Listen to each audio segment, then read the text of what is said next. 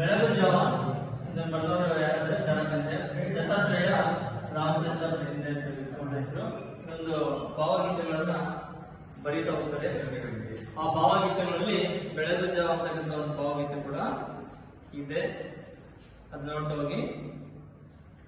ಏಳೇಳು ಚಿನ್ನ ಬೆಳಗಾಯಿ ತನ್ನ ಮೂಡಲು ತೆರೆ ಕಣ್ಣ, ನಕ್ಷತ್ರ ಜಾರಿ ತಮವೆಲ್ಲ ಸೋರಿ ನೀರಿಯದು ಬಾನ ಬಣ್ಣ, ಜೈನುಣದ ಎಳೆಗೆ ಹೂಬಾಣ ಹೂಡಿ ಜುಮ್ಮೆಂದು ಬಿಟ್ಟ ಮಾರ, ಗುಡಿ ಗೋಪುರಕ್ಕೂ ಬಲ ಬೀಸಿ ಬಂದ ಹಾಗೂ ಬೆಳಕು ಬೇಟೆಗಾರ, ನಿಸೆ ಹಿಡಿದವು ಎಳೆನಗೆಯ ಬಗೆಗೆ ಸೋತಿರಲು ಜಗವು ಸವಿಗೆ, ಕಣ್ಣಿದುರು ಒಂದು ಕಟ್ಟಿತ್ತು ಕನಸು ಬಂದು ಬಂತು ಕಿವಿಗೆ, ಮಕ್ಕಳಿರ ಕೇಳಿ ರಸ ಕುಡಿಯಲೇಳಿ ಉಸಿ ನಿದ್ದೆಗಿದ್ದೆ ಸಾಕು, ಈ ತುಂಬಿ ಬಾಳು ತುಂಬಿರುವ ತನಕ ತುಂಬಿ ಕುಡಿಯಬೇಕು, ಯಾವಾಗ ಕೋಳಿ ಕೂಗಿಯದು ಹೇಳಿ ತಡಬೇಕೆ ಪಾನ ಕೇಳಿ, ಮೊದಲಾಗಲೀಗ ಅಂಗಡಿಯ ಕದವ ಈ ಕ್ಷಣಕ್ಕೆ ತೆರೆಯ ಹೇಳಿ, ಜೀವನದ ನದಿಗೆ ಸೆಳೆಯುವುದು ಮರಣ ಬಂದಿತ್ತು ಕ್ಷಣವು ಉರಳಿ,